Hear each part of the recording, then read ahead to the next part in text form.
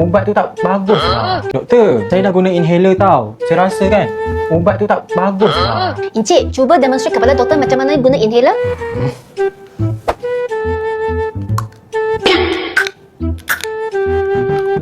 Salah Encik itu bukan perfume. Lah, ya ke?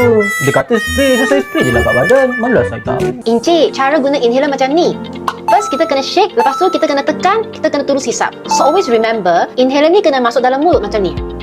Tak mulut you kena hisap 10 saat. Okay? Itulah cara guna inhaler. Oh, ya. Lepas ni, saya spray betul-betul. Okay, doktor? Okay, follow Dr. Wendy for more health tips.